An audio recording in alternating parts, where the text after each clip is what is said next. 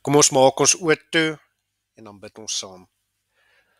Ons almagtige God, Hemelse Vader, Here, U is die Alfa en die Omega, die begin en die einde, die eerste en die laaste, die een wat is en wat was en wat kom, die Almagtige. Here, vanmôre wil ons U loof en prys en dank vir hierdie geleentheid en vir hierdie voorreg wat ons het om weer na U woord te luister, om daaruit te kan leer wie U is, hoe groot U liefde en genade vir ons is, maar ook om opnuut te kan besef dat U 'n doel met elkeen van ons se lewens het. Here, daarom wil ons ook vanmôre vra, wees ons dan ook genadig, seën ons, lei ons en rig ons met die Heilige Gees, dat ons werklik nie net sal luister nie, maar sal hoor wat U vir ons wil sê, en dat ons ook dit wat ons hier hoor, ons eie sal maak, dat ons dit sal begryp en sal verstaan, en dat ons dit ook in ons lewens sal gaan uitleef, om daardeur die lof en die eer en die heerlikheid wat U toekom, dan ook aan U te bring. En daarom vra ons opnuut weer vanmôre, Here, spreek tot ons, want ons die kinders wil graag luister, en ons vra dit en bid dit alles as dit U wil is, in U groot en heilige naam, in die naam van Jesus Christus. Amen. Ons skriflesing vanmôre is die tweede gedeelte daarin Matteus 5, daarvan vers 13 af, en dit gaan oor die sout en die lig vir die aarde en vir die wêreld. En ek lees vir ons saam hierdie perikoop daar tussen Matteus 5 vers 13 tot 16. Julle is die sout van die aarde, maar as die sout laf geword het, waarmee sal dit gesout word? Dit deeg nêrens meer voor as om buite gegooi en deur die mense vertrap te word nie. Julle is die lig van die wêreld. 'n Stad wat bo op 'n berg lê, kan nie weggesteek word nie. En 'n mens steek ook nie 'n lamp op en sit dit onder die maatemmer nie, maar op die staander, en dit skyn vir almal wat in die huis is. Laat julle lig so skyn voor die mense, dat hulle julle goeie werke kan sien, en julle Vader wat in die hemele is, verheerlik. Dis ons skriflesing vir vandag. Ek wil vir ons die eerste 2 verse weer uitlig as ons teksverse. Vers 13 sê, julle is die sout van die aarde. En dan ook vers 14, julle is die lig van die wêreld. 'n Stad wat bo op 'n berg lê, kan nie weggesteek word nie. 'n Stad wat bo op 'n berg lê, kan nie weggesteek word nie. Ons is natuurlik besig met ons tema van die berg deur die Bybel. Ons het reeds in die Nuwe Testament gearriveer, en ons is by die tweede berg wat ons bespreek, en dit is die berg van onderwysing. Ons het verlede Sondag gekyk na die saligsprekinge, en daarop volgend is die gedeelte wat ons sopas gelees het uit Matteus 5 van vers 13 tot 16. Ons moet onthou dat hierdie is deel van die bergpredikasie van ons Here Jesus Christus, en dit vind natuurlik ook op 'n berg plaas. Ons het gelees in Matteus 5 vers 1 verlede Sondag, en toe hy die skare, dis Jesus, toe hy die skare sien, het hy op die berg geklim, en nadat hy gaan sit het sy disippels na hom gekom. So dit is hierdie berg van onderwysing. Nou, die groter prentjie wil ek net vir ons so kortlik skets. As ons oor die bergpredikasie in die geheel praat, dis Matteus 5 tot 7, dan het ek reeds so 'n bietjie in meer diepte bespreek, maar die bergpredikasie is natuurlik ingedeel in 3 groot dele. Die inleiding, die lyf en die slot, as ons dit dan ook so kan beskryf. En ons is nou nog besig met die inleiding. Die inleiding is ook ingedeel in 3 dele. Ons het verlede Sondag na die eerste gedeelte gekyk, en dit is die saligsprekinge, en nou vanmôre kyk ons na die tweede en die derde gedeeltes. En dit is natuurlik die gedeelte oor die sout en die gedeelte oor die lig. En dit is deel van die inleiding. Nou Jesus vertel in die bergpredikasie in sy geheel natuurlik van die koms van die koninkryk van die hemele na die aarde toe, as te ware daar waar aarde en hemel weer aan mekaar sal raak, wat ons gesê het, bo op die berg is dit ook daardie bymekaar kom plek. Hier in die inleiding sien ons, vertel die Here Jesus vir ons, wie is die mense van die koninkryk van die hemele. En dit is natuurlik, soos ons al telke male deur hierdie reeks wat gaan oor die berg vir mekaar gesê het, dit is God se kinders, hy uitverkorenes, berginwoners wil ek amper sê, kan ons ook sê, mense wat self ook berge tussen hakies geword het, omdat die Heilige Gees in hulle harte kom woon. Jesus vertel hier wie hierdie mense is, wat deel is van God se koninkryk, en nie net wie hulle is nie, maar ook hoe hulle lyk, en uiteindelik hoe hulle optree. En dit is natuurlik hulle, wat nie van hierdie wêreld is nie, maar slegs in hierdie wêreld is, met 'n bepaalde taak en 'n roeping in hierdie wêreld. Dit is natuurlik die kinders van Jesus wat sy identiteit in Christus is, en dit is so belangrik in 'n wêreld waar duisternis uiteindelik aan die orde van die dag is, waar swaar kry, moeilike omstandighede, en so kan ons uiteindelik aangaan aan die orde van die dag is, sien ek keer op keer, dat baie keer is dit omdat mense hulle identiteit in wêreldse dinge en in die wêreld soek, maar vergeet dat hulle werklike en hulle regte identiteit in Christus lê. En dit is natuurlik kinders, bergkinders of bergbewoners, kinders van God wat sy identiteit in Christus is, omdat hulle, soos ek gesê het, deur God uitverkies is reeds voor die grondlegging van die aarde met 'n spesifieke taak, en dit is dan nou juist weer om bergklimmers vir God te wees. Bergklimmers wat se fundament en se basis uiteindelik Jesus Christus self is, hy wat die kosmiese berg, die kosmiese Sion is. En dit is waaroor die inleiding in 'n sekere sin gaan.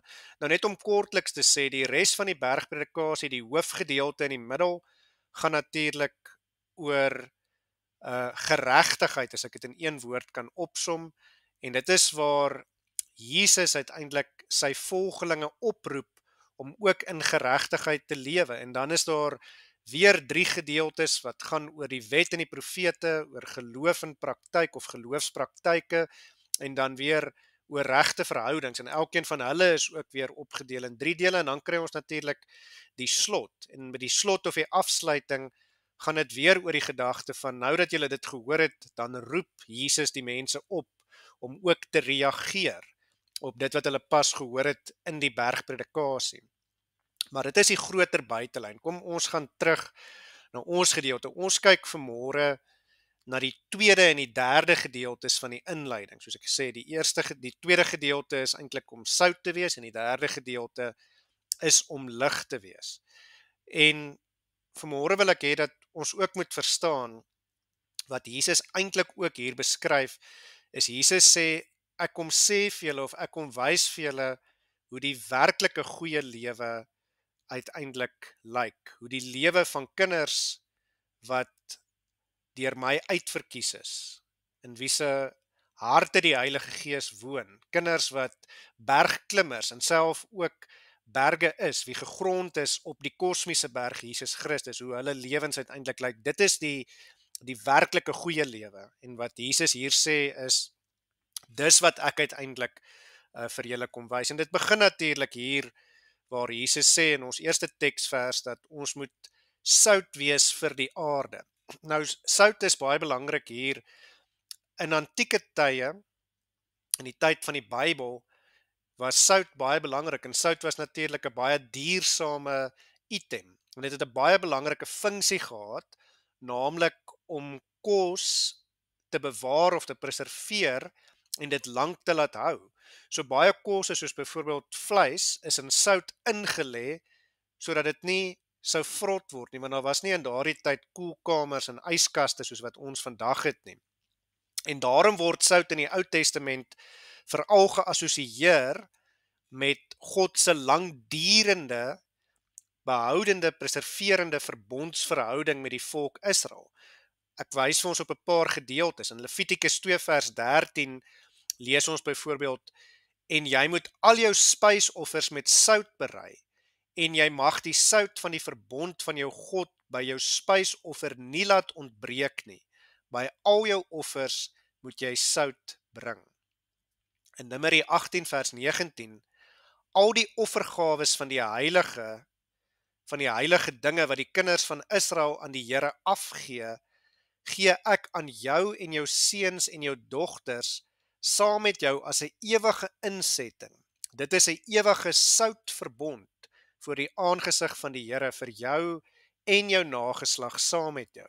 En in 2 Kronieke 13 vers 5 kry ons dieselfde gedagte.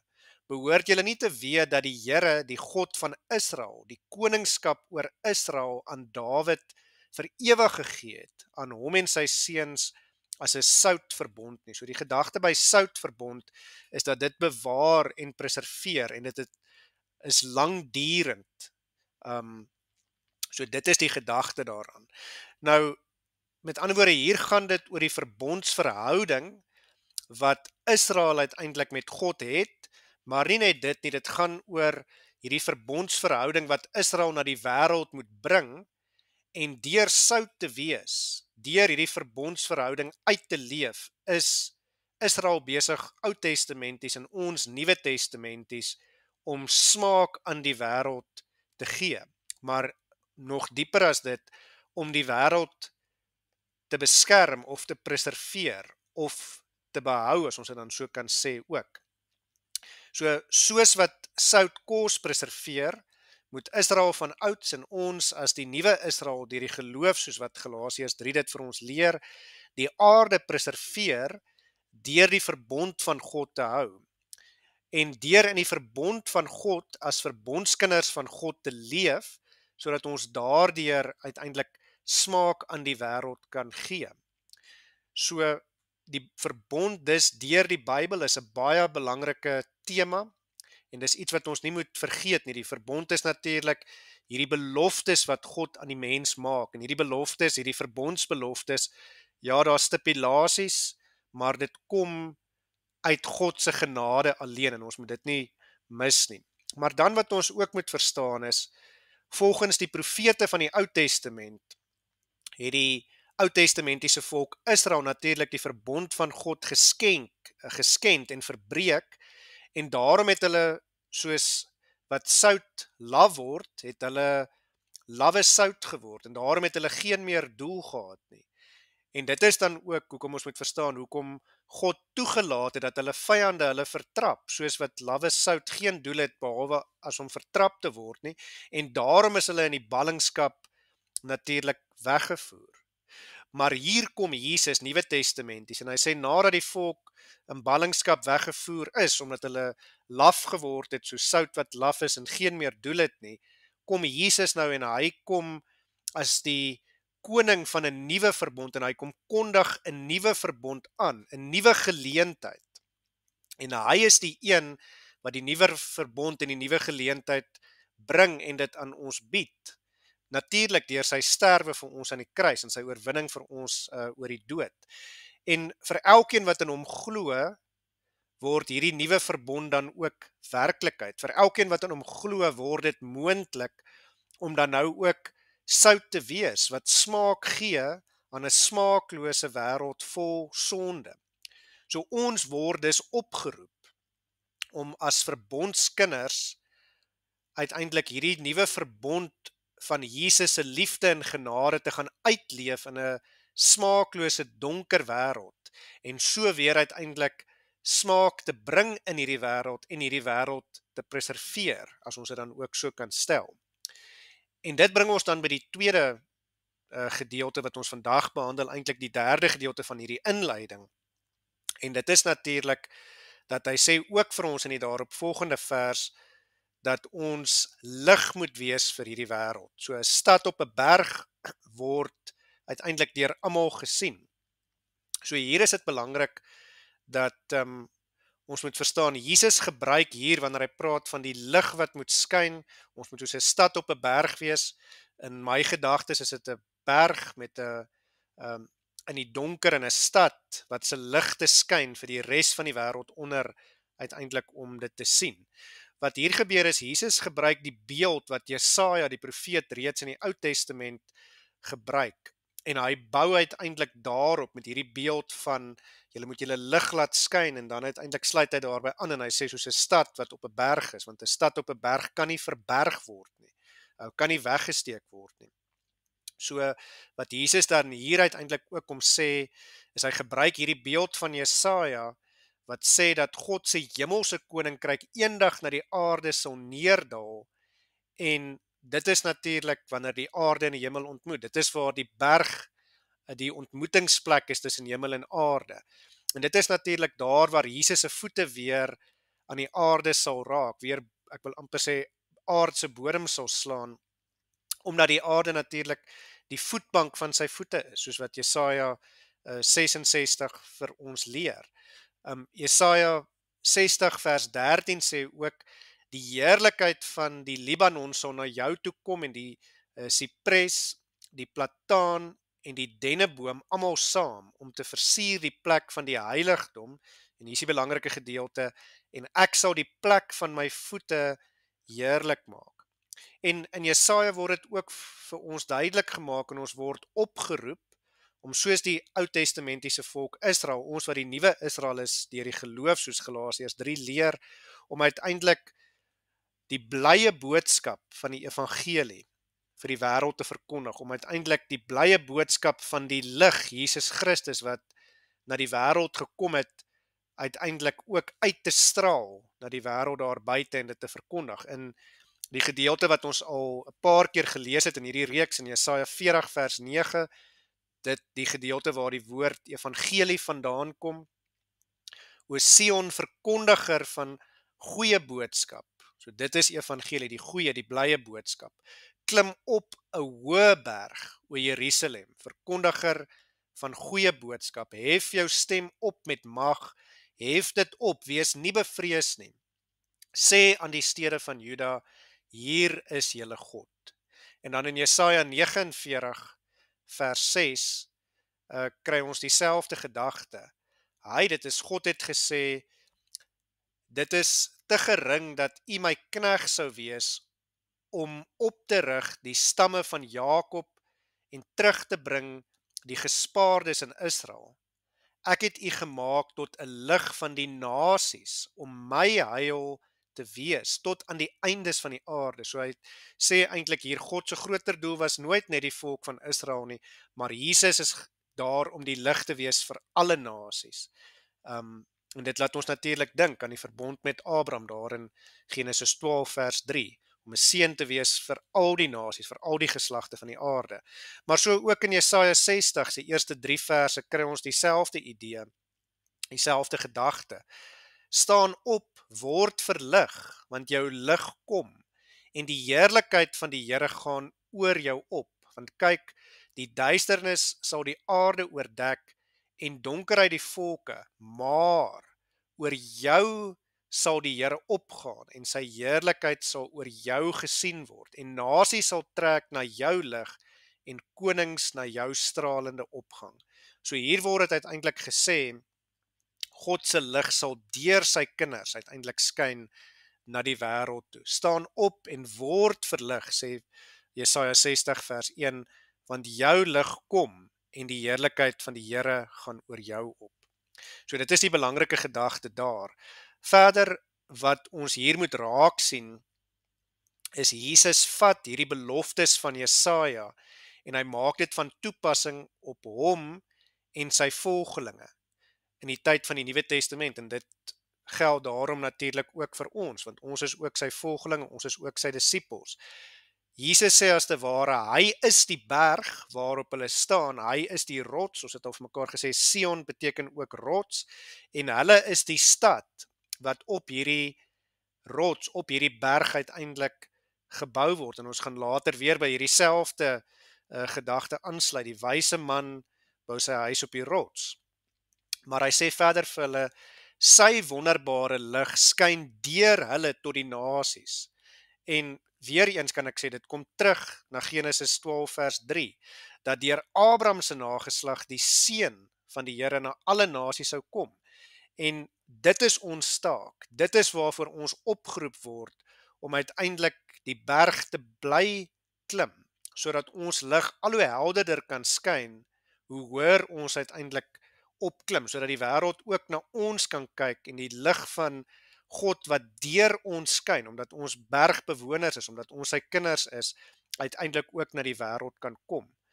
Maar dan is dit verder ook belangrik, let op, dat Jesus sê vir hulle, die lig wat ons skyn, wat is dit? Dit is ons goeie werke, wat ons doen uit dankbaarheid. En hoe lyk daardie goeie werke? Dis natuurlik, die Bybel is vol daarvan, maar dit is ook die saligspreking. Maar kom ek lees dit ook net weer vir ons daar aan die einde van ons perikoop vir vandag. Vers 16 sê, laat julle lig so skyn voor die mense, dat hulle julle goeie werke kan sien, en julle Vader wat in die hemele is, verheerlik.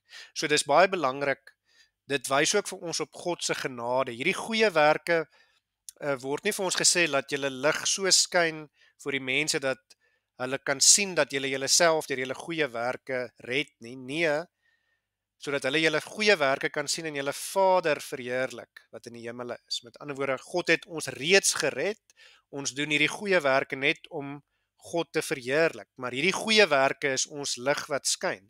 En dan soos ek nou gesê het, die belangrike is uiteindelik dat dit is hoe al hierdie gedeeltes weer in mekaar inpas, hoe hierdie inleiding uiteindelik soos 'n knipmes is wat begin en eindig, wil ek amper weer sê met die saligsprekinge.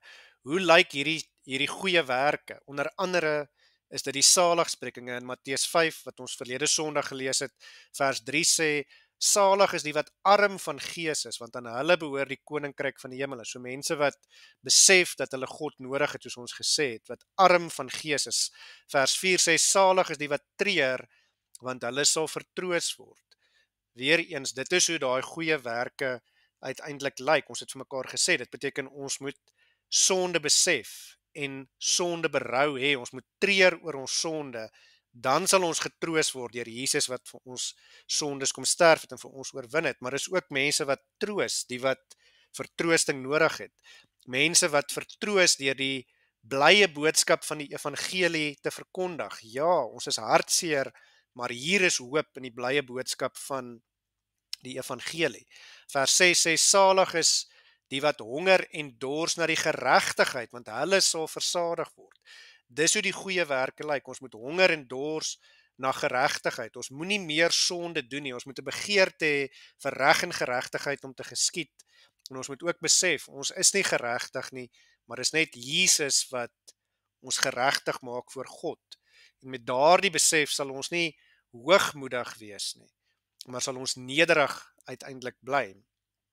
En daarom sê vers 7 ook, salig is die wat barmhartig is, want aan hulle sal barmhartigheid bewys word. En vers 9 sê, salig is die wat rein van hart is, want hulle sal God sien. So dit is hoe hierdie goeie werke ook lyk. So ons sien ook hier barmhartigheid, rein van hart. God sien die hart, hy sien wat werklik aangaan. Salig is die vredemakers, want hulle sal kinders van God genoem word.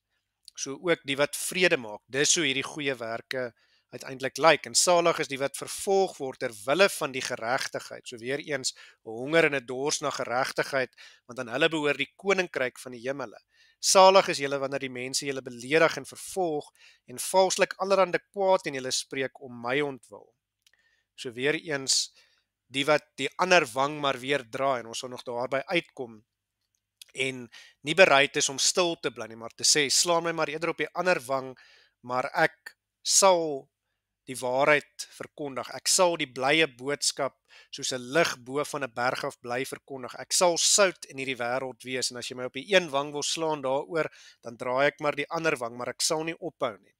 Al word ek beledig, al word wat ook al aan my gedoen, en al word ek ook vervolg.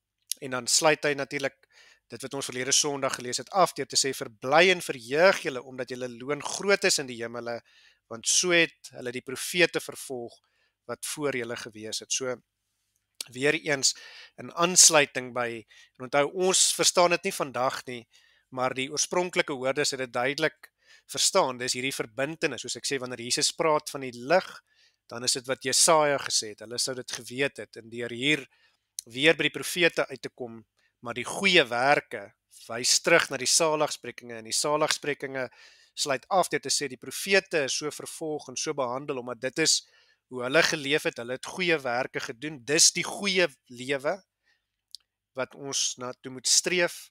Ons sien nie altyd dat dit goed is nie, maar dit is hoe die werklike goeie lewe van die werklike kinders van God uiteindelik lyk. En wanneer ons dan uiteindelik nie net nie, maar onder andere in die besonder ook dit wat in die saligsprekinge vir ons geleer word uitleef, dan is ons ook besig om sout en lig vir die wêreld te wees. Dan is ons besig om weer smaak aan die wêreld te gee, dan is ons besig om die donker wêreld waarin ons onsself uiteindelik bevind te verlig. En ons kan dit alleenlik natuurlik doen, omdat die Heilige Gees uitgestort is om in ons harte te kom woon, omdat die Heilige Gees ons as te ware kinders van die lig maak, sodat Jesus se lig uiteindelik deur ons kan skyn. En wat 'n voorreg is dit nie dat ons dit kan besef nie, en daarom behoort ons aangespoor te wees om weer goeie werke van dankbaarheid te doen, sodat God daardeur verheerlik kan word. So ek wil amper sê, dis 'n al ewige sirkel wat ons vanmôre hier beskryf het. En daarom kan ons maar net sê, wanneer ons hierdie dinge besef, en ons besef hoe diep hierdie bergpredikasie ook is, en wat die dieper betekenis agter alles is, dan kan ons maar net besef hoe groot en almagtig is God, en hoe wonderlik is dit vir ons om te besef dat hy ons uitverkies het om sy kinders te wees, en dat hy 'n doel met elkeen van ons se lewens hier op aarde het. En weer eens wil ek sê, en daarom behoort ons dan in alles wat ons doen, die lof en die eer en die heerlikheid deur ons goeie werke aan hom te bring. Amen. Kom ons bid saam. Ons almagtige God, Hemelse Vader, Here, ons dankie en ons loof en prys U vir die groot liefde en genade. O Here, dat ons vanmôre opnuut weer kan besef dat ons nie doelloos en nutteloos is nie, maar dat U die pottebakker is, die ene wat ons vorm en ons maak, en dat U 'n doel het met ons lewens. Ja, dat ons vanmôre ook weer opnuut kon hoor dat U wil hê dat ons moet sout wees, dat ons U verbondskinders moet wees, wat met die wonderlike verbondsbeloftes in ons harte dan ook die res van die wêreld moet besout, smaak aan hierdie wêreld moet gee, deur soos verbondskinders in hierdie wêreld te leef. En dat U ons ook oproep om lig te wees in hierdie donker wêreld. Ja, Here, gee dat ons nie, soos wat dit ook vir ons hier in ons geleesde gedeelte vanmôre beskryf word, dat ons nie ons ligte onder die maatemmer sal wegsteek nie, maar dat ons daardie lig sal uithaal, dat ons dit nie net bo op die staander sal sit nie, maar dat ons op die bergtoppe sal gaan staan en ons lig sal uitstraal aan die donker wêreld daar buite, dat ons die blye boodskap van die evangelie deur woord en deur daad sal verkondig, waar ons onsself ook al bevind, en dat ons nie sal moed opgee nie, maar dat ons sal weet ons krag kom van U af, omdat dit U lig is wat ook deur ons skyn.